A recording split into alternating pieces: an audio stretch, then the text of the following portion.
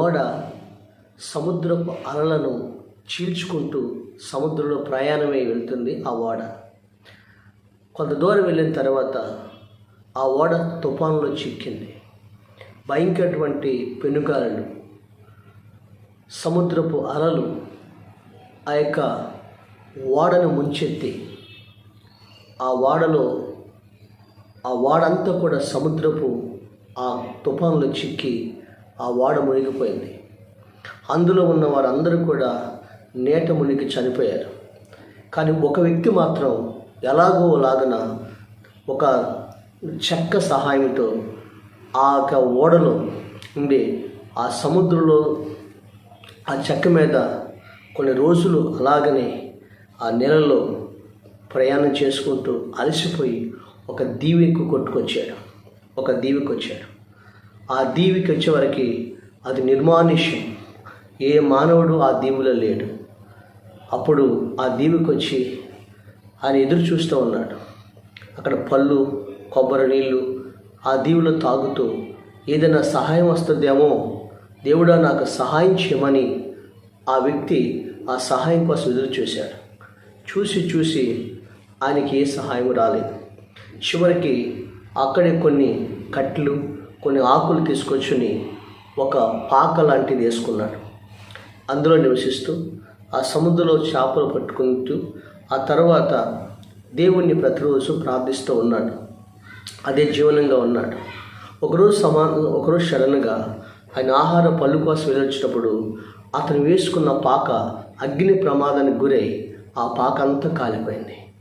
ఆ పాక ముందు మోకరించి, దేవా నేనేం తప్పు చేశాను, నేనంటే ఎందుకు నీకు ఇలాగా, నా జీవితం ఎందుకు వినాశనం చేశావు అని ఆయన ఏడ్చి అలాగే కన్నీళ్ళతో ఏడ్చి దేవుని మీద చనుక్కుంటూ దేవుడి మీద ఆయన కోపగించుకుంటూ ఆ యవనస్తుడు అలాగే సమస్యలు పడిపోయాడు. అలా ఏడుస్తూ చూస్తుండగా సడన్గా అతను ఉన్న చోటకి ఒక వాడొచ్చింది. వాడొచ్చే వరకు అక్కడ నుంచి ఆయన ఒక బోట్ వేసుకుని వచ్చాడు, పడవ వేసుకుని వచ్చాడు. ఆయన ఆశ్చర్యపోతున్నాడు. అప్పుడు ఎవరు మీరంటే, అసలు నువ్వు ఎందుకు ఈ దీవిలో ఉన్నావు అంటే అది జరిగిన సంగతిని చెప్పాడు. మీరు ఎలా ఇక్కడికి వచ్చారంటే, ఇక్కడ ఏదో ఒక పెద్ద కాలుతున్న మంట కనిపించింది. ఈ దీవిలో ఎవరైనా మనుషులు ఉన్నారా, ఎవరైనా ప్రమాదంలో ఉన్నారని అటు వెళ్ళవలసిన వాడని మేము ఇటుగా తిప్పినప్పుడు ఇక్కడ నువ్వు కనిపించావు అని ఆ వ్యక్తి చెప్పాడు. అప్పటి వరకు దేవుడి మీద కోపగించుకున్న వ్యక్తి, దేవుడి మీద ఆయన చనుక్కున్న వ్యక్తి, ఇక నా జీవితాన్ని నాశనం చేస్తావా అనుకున్న వ్యక్తి, దేవా ఎంత గొప్ప దేవుడు అయ్యా, ఏది నా యొక్క పాకని వినాశనం చేసిందో ఆ వినాశనమే ఈరోజు నాకు ఆశీర్వాదకరంగా మార్చాం, నా జీవితాన్ని మరలా పునరుద్ధరించాం అని ఆ దేవునికి కృతజ్ఞతాస్తుతులు చెల్లించాడు. వెంటనే వాళ్ళు వచ్చి ఆ వాడ ఎక్కించుకుని తాను వెళ్ళవలసిన ప్రాంతానికి ఆ వాడ కూడా వెళ్తుంది. అప్పుడు ఆ వాడలో అతను తీసుకుని సురక్షితంగా చేరవలసిన గమ్యానికి అతను చేరాడు. దేవునికి స్తోత్రం. ప్రియమనే దేవుని బిడ్డలారా, దేవుడు మన జీవితంలో ఏది వినాశనం అవుతుంది అనుకున్నావో దానిని మన జీవితం ఆశీర్వాదకరంగా దేవుడు మారుస్తాడు. ఏది మనకి నష్టం కలిగించింది అనుకున్నావో దాన్ని దేవుడు మనకి లాభంగా మారుస్తాడు. ఈరోజు నీ జీవితంలో మనం ఆరాధించే దేవుడు, నువ్వు సేవించే దేవుడు, నువ్వు ప్రార్థించే దేవుడు నిన్ను ఎన్నడూ విడువడు, నిన్ను ఎన్నడూ విడబాయడు, నిన్ను ఎన్నడూ ఆయన విడువని దేవుడు ఆయన మన ప్రభు అయిన యేసుక్రీస్తు. ఒకరోజు బైబిల్లో జరిగిన సంఘటన, పౌలు అనే ఒక మిషనరీ, పౌలు అనే ఒక గొప్ప దైవజనుడు, అతడు ఒక ఓడలో ప్రయాణం అవుతున్నాడు. ఆ ఓడలో ఇంచుమించు ఆ ఓడలో 275 మంది ఆ ఓడలో ప్రయాణం అవుతున్నారు. సడన్గా ఆ ఓడ ఒక తుఫాన్లో చిక్కుకుంది. భయంకరమైన తుఫాను. ఎలాంటిదంటే వారు కొన్ని దినాలు ఆ సముద్రంలో సూర్యుడు కనిపించలా, చంద్రుడు కనిపించలా, నక్షత్రాలు కనిపించలా. చివరికి వాళ్ళు ఏ స్థితిలోకి వచ్చేసారంటే అపొస్తలుల కార్యం గ్రంథం 27వ అధ్యాయము 21వ వచనం మనం చూస్తే, అపోస్తుల కార్య గ్రంథం 27వ అధ్యాయము 21వ వచనం మనం చూస్తే ఆయన అంటున్నాడు ప్రాణములతో తప్పించుకుందుమను ఆశ బొత్తిగా పోయింది. అంటే బ్రతుకుదామని ఆశకు లేదు, ప్రాణాలతో తప్పించుకుందాము అనే ఆశ బొత్తిగా పోయింది. అలాంటి కారు చీకటిలో నట్టనడి సముద్రములో ఆ ఓడ భయంకరమైన తుఫానికి ఆ ఓడ చిక్కుకుంది. అలాంటి సమయంలో పిల్లరా, ఆ సమయంలో ఆ చీకటిలో కొంత దూరం వెళ్ళిన తర్వాత ఆ ఓడ పగిలిపోయింది. ఆ ఓడ బద్దలైపోయి చివరికి ఆ ఓడలో ఉన్న వారందరూ కూడా ఆ ఓడలో తలకు దాని మీద వాళ్ళు కొట్టుకుని పోయి చివరికి వారు ఒక దీవులోనికి వారు కొట్టుకుని వచ్చారు. ఆ దీవి పేరు మెలితే అనే దీవి. అర్థమైందండి. ఆ 276 మందిలో పౌలు అనేవాడు ఒక దవిజనుడు, దేవుని నమ్ముకున్న కుమారుడు. అయితే ఆ దీవిలో వారు ఆ సముద్రంలో వాళ్ళందరూ కూడా ఓడ బద్దలైపోయినప్పుడు, అర్థమైందండి, వాళ్ళందరూ కూడా చెక్కల మీద వాటి మీద తిరిగి, చూడండి 44వ వచనం, 27 వచనం, కడమ వారిలో కొందరు పలకల మీదను కొందరు ఓడ చెక్కల మీదను పోవాలని ఆజ్ఞాపించును. అలాగను అందరూ తప్పించుకొని దరిచేరిరి. ఈ వాడలో ఒక్కరు కూడా చచ్చిపోలేదు. 276 మంది ఆ చెక్కల మీద పలకల మీద వాళ్ళు కొట్టుకొని తప్పించుకొని వాళ్ళు దరికి చేరారు. దేని స్తోత్రం, దరికి చేరారు. రెండవది, వాళ్ళు ఆ సముద్రంలోకి వచ్చినప్పుడు సముద్రంలోకి మెలితే అని ఒక దీవిలో తప్పించుకున్నారు. దీవి కొట్టు ఆ ఓడ పగిలిపోయి వీళ్ళందరూ కూడా ఈదుకుంటూ మెలితే అనే దీవికి వారు వచ్చారు. ఆ దీవి వాళ్ళకి తెలియదు, అసలు దాంట్లో మనుషులు ఉన్నారో తెలియదు. కానీ వాళ్ళు అలసిపోయి సమస్యలప్పుడు అసలు ఆ దీవి దగ్గరికి వెళ్ళి చూస్తే అక్కడ ఏం జరిగిందో తెలుసండి. ఆ దీవిలో కొంతమంది మనుషులు ఉన్నారు. ఆ దీవిలో వాళ్ళు అనాగరికులైన మనుషులు వారందరూ కూడా వీళ్ళని చుట్టుముట్టారు. అప్పుడు 28 అధ్యాయం మనం చూసినట్లయితే ఉంటుంది, దేవుడు ఎలాంటి ఒక అద్భుతం చేస్తాడు ఒక మనిషి. అయితే ఒక దీవిని ఏర్పరిచారు. ఆ దీవికి వచ్చిన తర్వాత ఆ ఓడలో ఉన్నప్పుడు వాళ్ళు సరుకులన్నీ పడేశారు, ఆహార పదార్థాలు పడేశారు, చివరికి కట్టుకున్న బట్టలు కూడా పోయినాయి, సమస్తాన్ని పోగొట్టుకున్నారు. అయితే ఈ దీవికి వచ్చిన తర్వాత వాళ్ళు నిస్సహాయకులుగా ఉన్న సమయంలో జరిగిన ఒక అద్భుతం ఏంటంటే, పౌలు అనే భక్తుడు ఆ దీవిలో ఉన్నప్పుడు ఆ దీవి మొత్తానికి కూడా ఒక నాయకుడు ఉన్నాడు. ఆ నాయకుడికి ఒక రక్త బీజే అనే ఒక వ్యాధి ఉంది ఆయనకి. ఈ పౌలుని పిలిపించి ఆ నాయకుడి తండ్రికి పోప్లీ అనే ఒక నాయకుడు, 8వ అధ్యాయం 7వ వచనం ఉంటుంది. ఆ పౌలు అతనికి ప్రార్థన చేసినప్పుడు రక్త బీజ అనే జ్వరం తగ్గిపోయింది.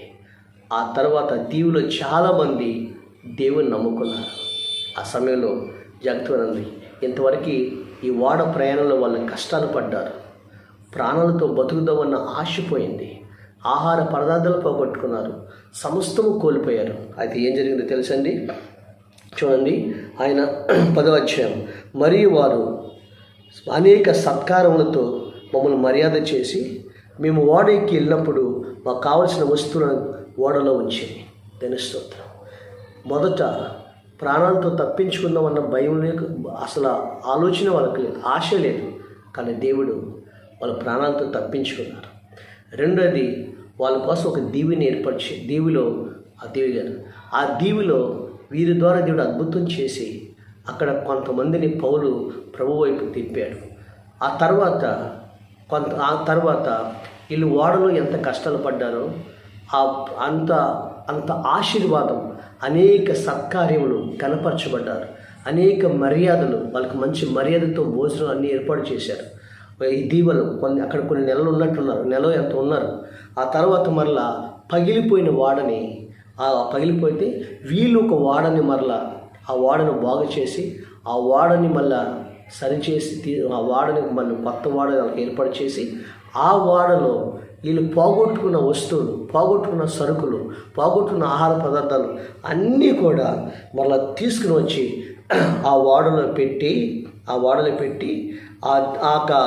3 నెలలైన తర్వాత శీతాకాలం మరి గడిపిన తర్వాత 3 నెలలు అక్కడే ఉండి ఆ తర్వాత మళ్ళీ తిరిగి వాళ్ళు చేరవలసిన గమ్యానికి దేవుడు చేర్చాడు. దేవుని స్తోత్రం. ఇక్కడ మన జీవితాల్లో ఏది వినాశనం అనుకున్నారో అదే ఆశీర్వాదకరంగా దేవుడు మార్చాడు. కారణం ఏంటి తెలుసా? ఆ వాడలో 276 మంది ఖైదీలు ఉంటే 275 మంది ఖైదీలు ఉంటే ఒక్క దేవుని నమ్ముకునే బిడ్డ ఉన్నాడు. ఆయన పేరు పౌలు. అదంతా కూడా ఎలా జరిగింది? వాళ్ళు సముద్రములో వారు తప్పించబడ్డారు. రెండోది, వారి కోసం ఒక దీవిని దేవుడు చూపించాడు.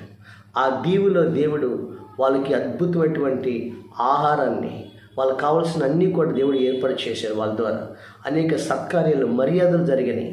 ఆ తర్వాత అనేక మంది దేవుడి వైపు తిప్పారు. ఆ తర్వాత వెళ్ళవలసిన గమ్యాన్ని చేసి కైసరు ఎదుట నిలబడ్డాడు పౌలు. దేవునికి స్తోత్రం. ఇదంతా ఎలా జరిగింది, ఏ విధంగా జరిగింది అని అంటే దేవుడి చిత్తం చూసినట్లయితే 25వ వచనం, 23వ వచనం, 27 వచనం చూస్తే చూడండి, నేను ఎవని వాడునో ఎవరిని సేవించున్నానో ఆ దేవుని దూత గత రాత్రి నా యొద్ద నిలిచి, పౌలా భయపడకము, నీవు కైసరు ఎదుట నిలబడవచ్చు ఉన్నది. ఇదిగో నీతో కూడా ఓడలో ప్రయాణమైపోవచ్చున్న వారందరినీ దేవుడు నీకు అనుగ్రహించి ఉన్నాడని నాతో చెప్పాను. దేవునికి స్తోత్రం. పౌలు ఆ తుఫాను ప్రళయం ఎలా తప్పించబడ్డారంటే ఈ 276 మంది ఖైదీలు, ఈ ఖైదీలకిలో దేవుని నమ్ముకున్న పౌల్ని ఆ వాడలో ఉంచాడు. ఈరోజు ప్రియులారా, ఈ లోకములో పొడవని ఈ లోకములో ఖైదీ అనే పాపములో నాశనంలో జీవించిన వారి మధ్యలో ఒక ఆత్మీయుడిగా నేను పెట్టాడు. అయితే అక్కడ ప్రమాదం పొంచి ఉన్నప్పుడు వారి మధ్యలో పౌలు ప్రార్థన చేశాడు. ఆ దేవుడు పౌలుతో చెప్పాడు, ఈ 276 మందిని నీకు అప్పగించాను అన్నాడు. దేని స్తోత్రం. ఆ ప్రమాదంలో వాళ్ళందరూ కూడా మరణించకుండా వాళ్ళ ప్రాణాలతో దేవుడు కాపాడాడు. రెండోది, వాళ్ళ కోసం దేవుడు ఒక దీవిని సిద్ధపరిచాడు. ఒక దీవిని ఆ దేవుడు చూపించాడు.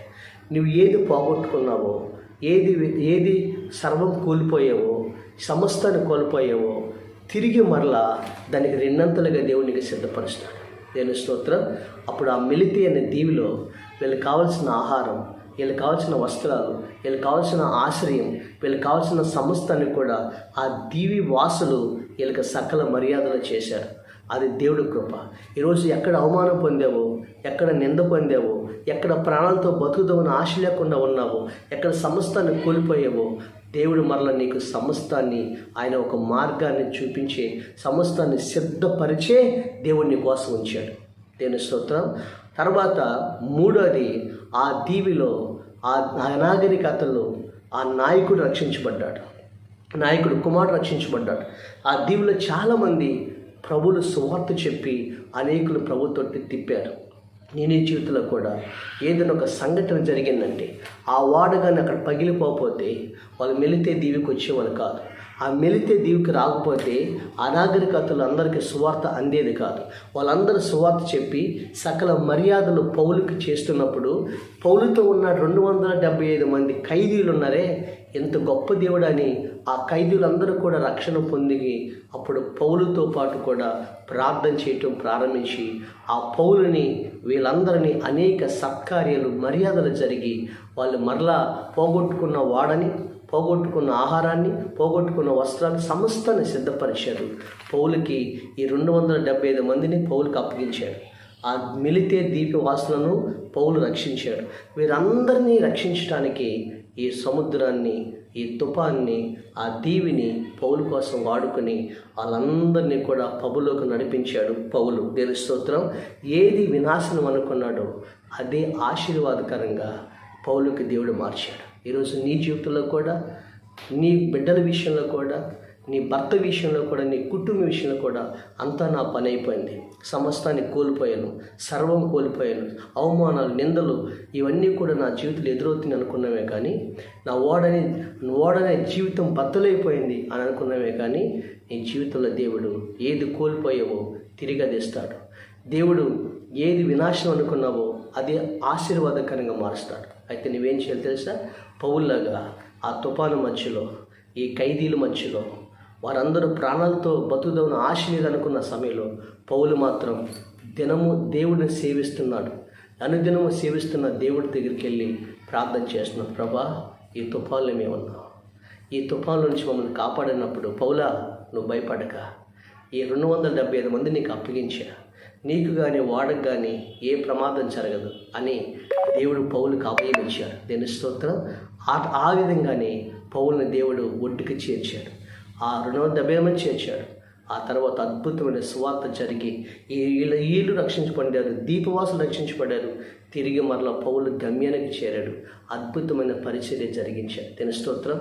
సేవ విషయంలో కూడా దేవుడు దుష్టుడు ఏ విధంగా సేవను పాడు చేయాలని చూస్తాడు, రెండంతలుగా తిరిగి మళ్ళీ నీ సేవను కట్టబోతున్నాడు ఆయన.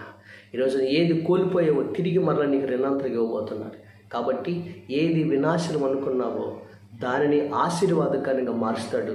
నువ్వు అనుదినం సేవిస్తున్న ఆ దేవుడిని పౌలు ఏ విధంగా ప్రార్థించాడో, దేవుడి మీద ఆనుకున్నాడో నీవు కూడా ప్రార్థించు.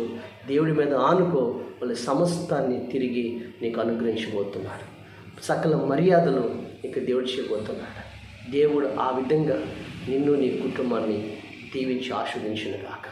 ఆమె. పరిశుద్ధుడైన మా తండ్రి, మీకు స్తోత్రాలు చెల్లిస్తున్నాం. ఈ వాక్యం ద్వారా మా అందరితో మాట్లాడినందుకు స్తోత్రాలు చెల్లిస్తూ, ప్రతి ఒక్క బిడ్డ జీవితంలో నాయన ఇదిగో తండ్రి, వారి జీవితంలో ఏదైతే వినాశనం, ఏదైతే నష్టం అనుకున్నారో అదే ఆశీర్వాదకరంగా లాభంగా మార్చి దీవించమని, యేసు నామములో వారి ఉద్యోగాలు, వారి వ్యాపారాన్ని, ఆరోగ్యాన్ని సమస్తాన్ని ఇచ్చి దీవించి మహిమ పొందమని యేసు క్రీస్తు నామములో తండ్రి. ఆమేన్.